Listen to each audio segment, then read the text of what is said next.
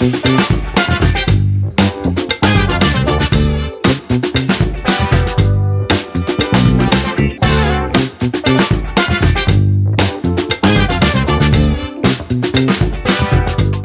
datang di Teriak, tempat ekspresi insan Ombudsman Audiens Kreatif. Hari ini adalah spesial di tahun yang baru, tahun 2026, tepatnya di tanggal 5 bulan Januari. Kita sempat vakum beberapa lama, tetapi hari ini kita kedatangan tamu spesial kita yang hari ini akan kita ajak bagaimana ekspresinya sebagai insan ombudsman. Selamat datang Pak Sarul Bayan. Selamat datang Bapak Sejan. Alhamdulillah. Bagaimana kabarnya? Alhamdulillah sehat hari ini. Sehat ya. Oke. Pak Sarul Bayan, mungkin ini adalah hal yang harus kita rayakan ya, karena kalau kita lihat dari data yang ada, ya Pak Bayan ini sangat lengkap sekali pengalamannya bekerja, apalagi di daerah.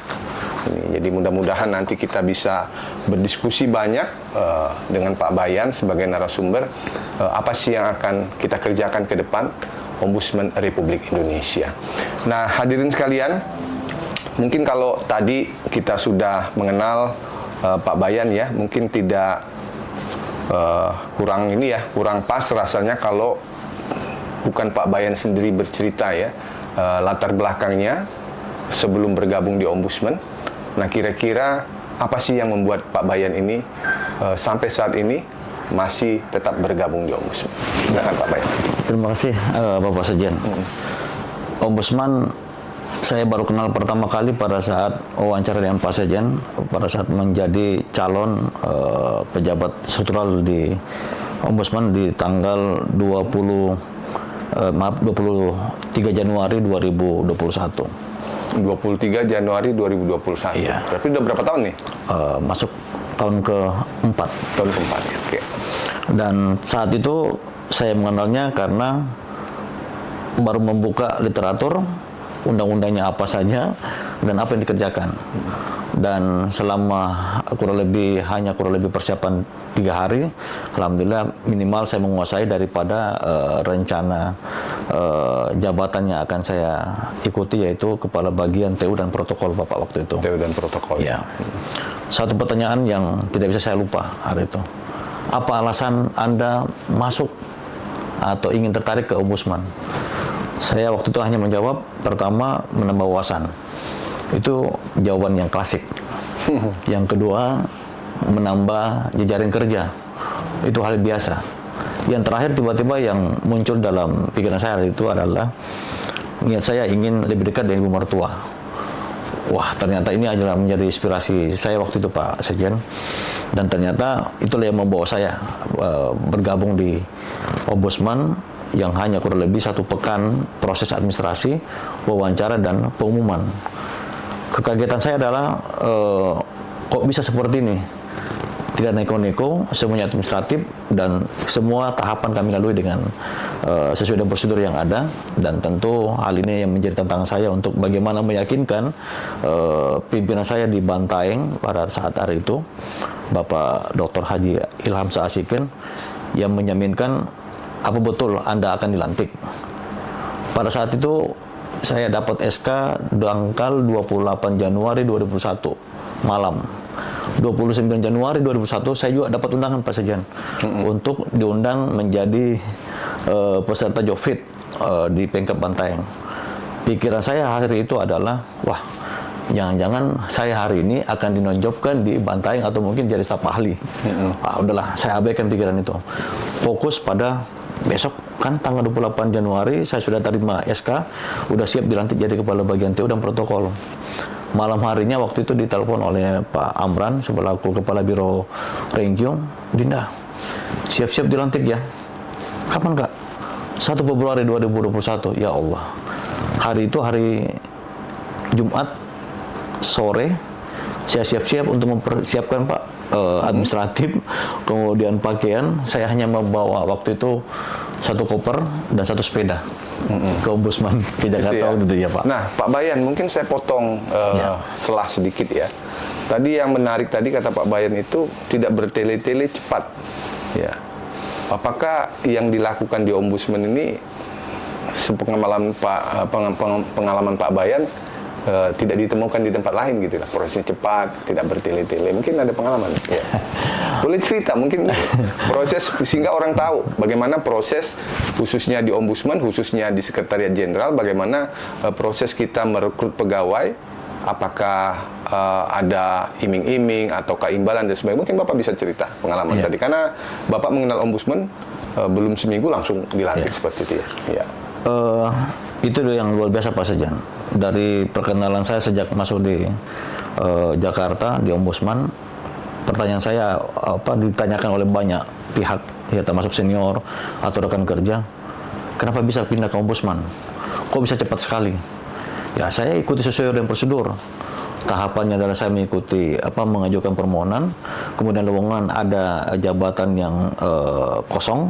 Yang ketiga saya mengikuti tahapan wawancara, dan wawancara itu ya sangat selektif, dan memang saya bisa katakan ya butuhkan perhatian khusus karena ini adalah dunia saya yang kerja, yang saya yang baru gitu, dan ya membutuhkan perhatian khusus Pak. Dan ternyata ya terjawab bahwa memang Ombudsman tidak bertele-tele, fokus pada apa yang dihasilkan, dan ternyata memang ya mohon maaf tidak ada iming-iming yang lain-lain Bapak Sejan, dan itu yang saya rasakan sampai dengan hari Jadi ini. artinya dalam proses itu tidak ditemukan maladministrasi. Tidak ditemukan maladministrasi. Mudah-mudahan ini menggugah kita ya. Jadi apa praktik-praktik baik yang sudah kita lakukan selama ini juga bisa menginspirasi di tempat-tempat lain bagaimana proses rekrutmen sumber daya manusia, sehingga ketika proses itu dimulai dengan cara yang baik, yang bersih, mudah-mudahan orang-orang yang kita tempatkan juga adalah orang-orang yang sesuai dengan harapan organisasi itu sendiri. Nah, Pak Bayan, tadi saya melihat biodata Bapak ya, banyak di sini ya. Artinya bahkan Bapak sudah beberapa kali eselon 2 ya. Tetapi Bapak mau turun tuh ya, dari eselon 2 ke eselon 3. Ini kalau saya baca ini, riwayat Pak Bayan ini cukup menarik ya. Jadi Bapak pernah Kepala Dinas Tenaga Kerja dan Transmigrasi ya. Kepala Dinas Kebudayaan dan Pariwisata. Kemudian Bapak juga pernah menjadi Kepala Dinas Pemuda dan Olahraga, Kominfo. Tiba-tiba Bapak turun menjadi eselon 3 di Ombudsman. Ya, selain tadi Bapak sudah sampaikan alasan-alasan itu, mungkin ada sesuatu hal sehingga dan kenyataannya sekarang Bapak bisa duduk di eselon 2. Ya, bahkan artinya kalau kemarin di eselon 2B, sekarang di eselon 2A. Apa yang membuat Bapak begitu yakin Bapak melamar di Ombudsman, Bapak bisa berkarir nanti di Ombudsman? Silakan Pak, mungkin teman-teman kita di Teriak bisa mendengar. Ya, terima kasih Pak Sejan. Saya punya prinsip di saat SMA mengikuti SP3E namanya Bapak, silaturahmi Persasi Pemuda Pelajar Nusantara. Dikumpulkanlah seluruh ketua OSIS yang ada di Republik ini yang mendaftar, dan situlah saya terinspirasi, mulailah dari kecil, berpikirlah besar, berbagi bahagia dan istiqomah.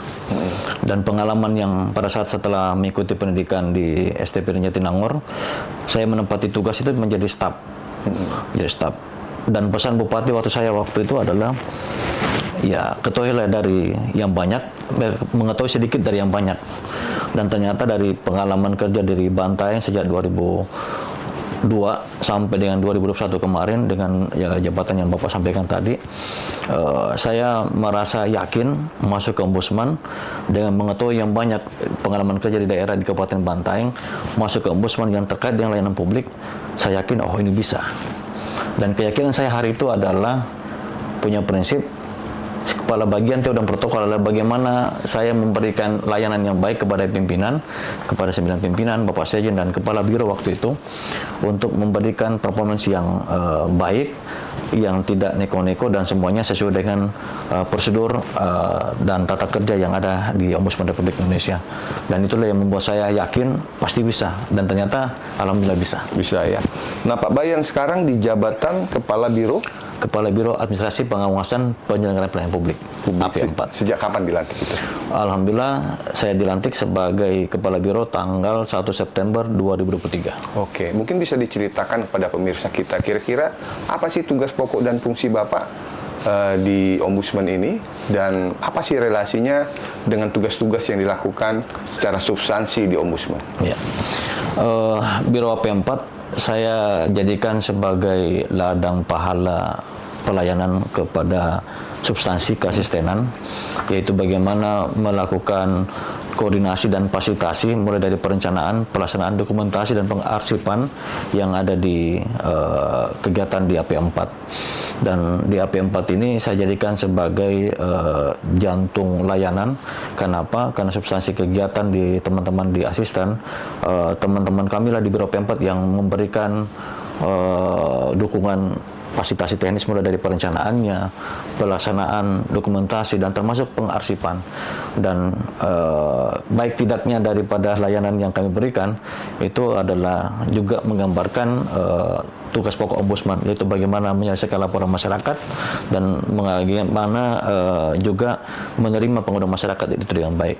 Kalau kami tidak bekerja dengan baik di AP4, saya yakin seluruh layanan yang ada di substansi maupun di layanan kesekjenan itu juga bisa akan berpengaruh, Pak Sekjen.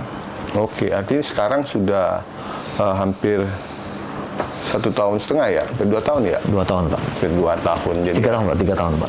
2003 kan? Masuk 3 tahun ya. 2023 ya, artinya 2026 masuk ke tahun ketiga ya. Siap. Nah, Pak Bayan, mungkin kalau tadi ya sempat-sempat ya, saya membaca Bapak sudah menaikkan nota dinas untuk output 2027 ya, padahal kita baru masuk nih 2026. Nah, kira-kira kalau Bapak melihat seperti apa sih gambaran idealnya untuk biro ini ke depan, sehingga tugas-tugas dari substansi yang ada maupun tugas-tugas yang ada di khususnya di Sekretariat Jenderal ini bisa disupport dengan baik melalui keberadaan biro yang sekarang Bapak pimpin. Ya. Untuk di tahun 2003 sampai dengan 2025 kemarin kami masih menyusun 3 kegiatan, Pak, 3 tim kerja. Administrasi pelayanan teknis, yang kedua pencegahan administrasi, dan yang ketiga adalah layanan kearsipan. Untuk tahun 2026 dan 2007 kami akan membantu fokus pada 3 hal tersebut ditambah dengan layanan inovasi dan kolaborasi. Kenapa layanan inovasi? Karena kami melihat, Pak Sekjen, berdasarkan dengan data PEKPP Mandiri atau pemantauan evaluasi kinerja penyelenggaraan pelayanan publik, nilai kita di nilai inovasi itu masih nilai C. Dan ini butuh perhatian untuk bagaimana mengawal baik itu di substansi maupun di kesekjenan untuk mengawal agenda inovasi. Sekecil apapun inovasi itu ketika berdampak, bermanfaat, ya yakin dengan dukungan anggaran yang tersedia dan berkolaborasi dengan semua pihak, meyakinkan dengan tools-tools yang ada oleh Kemenpan RB atau yang kementerian yang lain menyelenggarakan layanan publik, kenapa tidak kita ikut? Misalnya bagaimana mengikut sertakan lomba inovasi yang ada di, misalnya taruhlah perwakilan Kalimantan Selatan, Pak, yaitu bagaimana desa maladministrasi sudah terbentuk di sana di hampir seluruh kabupaten kota. Kenapa tidak itu kita ikut sertakan di lomba-lomba inovasi ataupun yang lain, misalnya penyelesaian laporan masyarakat dan digitalisasi. Dengan cara seperti itu yakin inovasi yang kita buat di Ombudsman ini akan berdampak dan mengefektifkan kerja-kerja yang kita miliki. Dan keterbatasan anggaran pun ya kita bisa kerja optimal dan memanfaatkan inovasi yang ada, baik itu di keasistenan maupun di kesekjenan. Oke. Sejauh mana keyakinan Bapak bahwa keberadaan biro ini bisa mensupport dengan baik ya? Belum lagi ada tambahan lagi ya tugas ya, di mana ada mengawal bagaimana program-program prioritas dari Presiden. Ya. Mungkin bisa diceritakan sedikit apa yang akan ke depan yang akan dilakukan. Ya. Yang saya ingin lakukan ya yakin karena dukungan pimpinan dengan nodin yang kami buat tersebut, ada dukungan, ada support dengan pengadaan sumber daya manusia tambahan. Kami membutuhkan memang sumber daya manusia yang saat ini di 3 tahun terakhir dari jumlah 23 orang menjadi 20 orang, tetapi tidak menyurutkan atensi kami untuk bekerja, Pak Sekjen, yaitu bagaimana memberikan layanan full ke substansi baik layanan administratif maupun kegiatan. Yang ketiga adalah supporting tim yang mau bekerja, ya mau bekerja, saya bisa katakan mau bekerja, itu tidak mengenal waktu. Karena kami memberikan spirit bangga melayani, seperti itu Pak Sekjen. Oke. Pak Bayan, ini menarik ya untuk pemirsa, mungkin dimanapun berada. Tadi Pak Bayan masih kekurangan ya untuk tenaga sumber daya. Silakan kalau ada pemirsa dimanapun berada yang mungkin ada di Pemda, kementerian lembaga yang ingin bergabung, kita siap ya. Tentunya ada prosedur yang harus dilalui. Baik Pak Bayan, mungkin itu tadi beberapa hal ya kita bisa melihat siapa figur dari Pak Bayan dan juga apa saja sih yang dikerjakan di biro. Nah, mengingat ini podcast kita ini mungkin dibatasi juga waktu Pak Bayan. Ya. Jadi ini kita ingin melihat bagaimana Pak Bayan menjawab dengan cepat. Ya. Ya, trennya itu kita melihat dengan gaya kepemimpinan ya, juga operasional administrasi, komunikasi dan pengambilan keputusan ya, serta mungkin hiburan. Ini jawab cepat saja, tidak ada yang salah, tidak ada yang benar. Ini mungkin terkait dengan gaya kepemimpinan dan manajemen. Sentralisasi atau delegasi? Delegasi. Delegasi, oke. Prosedur kaku atau fleksibilitas prosedur? Fleksibilitas. Pemimpin visioner atau pemimpin operasional? Pemimpin visioner. Visioner ya. Oke, bisa diceritakan mungkin. Visioner itu punya mimpi, dan mimpi itu sesuai dengan harapan yang ada dan kenyataan yang bisa dikerjakan. Oke. Input staff atau instruksi langsung? Input staff. Input staff ya. Jadi artinya walaupun kadang-kadang di ombudsman ini kadang-kadang harus langsung instruksi ya. Siap. Tapi tetap Bapak memperhatikan itu. Oke. Tidak masalah. Yang selanjutnya adalah operasional administrasi. Yang akan tanya ya. Kualitas dokumen atau kecepatan layanan? Kualitas dokumen. Kualitas. Bapak diminta cepat ini ya, tapi Bapak tetap kualitas itu yang diutamakan. Oke. Digitalisasi total atau sistem hybrid? Hybrid saat ini. Mengapa? Alasannya coba bisa diceritain. Di satu sisi kita berharap kecepatan itu sangat diharapkan, tetapi ya masih ada hal yang harus secara manual yang harus tersampaikan dengan baik, dan itu pun tidak secara keseluruhan Bapak saja. Jadi masih hybrid ya, itu pilihan tidak apa-apa. Artinya itu pilihan yang menjadi pilihan dari Pak Bayan ya. Efisiensi anggaran atau efektivitas hasil? Efektivitas hasil. Oke. Nah, ini kita masuk selanjutnya masalah komunikasi dan sumber daya manusia. Jadi mungkin kalau dalam mengelola sumber daya manusia itu ya kita kadang-kadang dihadapi dengan berbagai jenis ya sumber daya manusia yang kita punyai. Teguran terbuka atau teguran tertutup? Teguran tertutup. Mengapa tidak mau terbuka? Kalau terbuka ya itu tadi ada hal yang perlu menjadi evaluasi diri sendiri dan sekaligus menjadi penguatan untuk bisa lebih baik. Oke. Tidak ingin mempermalukan ya, seperti itu ya, mungkin ya. Staf berpengalaman, senior atau staf yang adaptif yang masih muda? Staf adaptif dan ya yang adaptif saja Pak. Adaptif ya. Kalau komposisi di tempat Bapak sendiri seperti apa sekarang? Kami staf adalah teman kerja Pak. Jadi teman kerja dalam arti baik suka maupun duka sama-sama menjalani, dan ketika ada teguran ya kita sama-sama juga merasakan bagaimana teguran itu bisa diselesaikan. Ya, kalau komposisinya banyak yang senior atau yang senior satu orang aja Pak. Oh, satu orang aja. Oke. Oke. Selanjutnya harmonisasi tim atau target kinerja? Harmonisasi tim. Harmonisasi tim. Target kinerja tidak merupakan ini. Kalau dengan harmonisasi saya yakin target akan terpenuhi Pak. Terpenuhi ya? Yakin itu ya? Yakin. Oke. Formalitas kantor atau kultural informal? Kultural informal. Apa alasannya itu? Ya dengan cara itu tadi Pak, ada penanaman budaya kerja, kemudian harmonisasi layanan yang kami berikan, ya alhamdulillah bisa kami laksanakan dan kita bisa wujudkan. Jadi komunikasinya bisa lebih bagus ya? Oke, ini terkait dengan pengambilan keputusan ini. Ini yang memang sulit ya, tetapi Bapak harus pilih. Patuh atasan atau patuh aturan? Patuh atasan. Serius ini? Iya Pak. Iya ya. Karena saya yakin atasan sudah mengikuti aturan. Kalau atasannya tidak patuh aturan, banyak sekarang atasan nggak patuh aturan. Ya. Bagaimana ya? Oke, Bapak udah menjawab tadi ya, patuh atasannya. Mudah-mudahan nanti kita lihat ya ke depan, karena kita lihat ya di berbagai tempat ya banyak juga yang seperti itu kita temukan. Inovasi berisiko atau zona aman? Inovasi berisiko. Berisiko ya. Oke. Nah, ini Pak Bayan mungkin karena mengingat waktu ya, tapi kita ingin tahu ya terkait dengan hiburan yang mungkin Pak Bayan lakukan.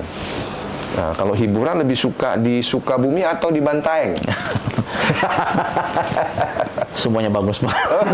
Harus dipilih nih. Sukabumi hari ini, Pak. Sukabumi hari ini. Sukabumi ya. Oh, takut sama istri? Enggak, Pak. Enggak. Sayang istri, Pak. Sayang istri ya. Jadi pilih aja Sukabumi ya. Sukabumi hari ini. Oke, hari ini ya. Hari ini. Kemarin Bantaeng. Iya. Oh, jadi bagi waktunya. Nah, ini juga pilihan yang sulit untuk Pak Bayan nih. Naik sepeda atau main tenis? Tenis. Tenis ya. Tapi saya lebih sering lihat Bapak naik sepeda daripada main tenis. Kalau tenis, Pak, dengan sepeda bisa bareng tenis, Pak. Itu. Yuk.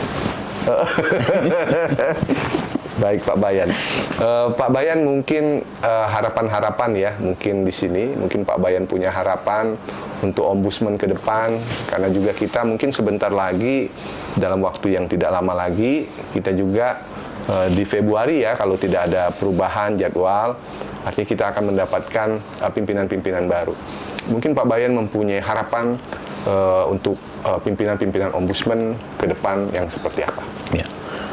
Pimpinan ombudsman menurut saya ke depan adalah pilihan yang bisa dijadikan sebagai teladan buat kita semua sebagai insan ORI. Yang kedua, bisa menjadi teladan buat masyarakat ketika memberikan layanan, memberikan dukungan, dan sekaligus menyelesaikan persoalan pelayanan publik itu bijak dan sekaligus menjadi tren yang baik yang bisa berdampak pada layanan publik yang ada di Republik ini. Oke, itu sesuai dengan apel pagi tadi ya, yang disampaikan salah satu pimpinan ombudsman ya. Mudah-mudahan kehadiran ombudsman ini bisa bersinergi dengan semua stakeholder, membantu pemerintah dan khususnya membuat negara kita menjadi lebih baik lagi ke depan. Siap. Nah, Pak Bayan, mungkin ada satu kata atau satu kalimat yang ingin Bapak sampaikan kepada pemirsa kita. Teriak, silakan Pak. Satu kata. Baik. Satu kata, satu kalimat boleh. Iya. Bangga melayani. Bangga melayani. Baik, terima kasih Pak Bayan, pemirsa yang ada. Satu kata terakhir tadi yang disampaikan, bangga melayani, khususnya untuk semua insan ombudsman. Tentunya juga kita harus berbangga ketika kita sudah bergabung di ombudsman.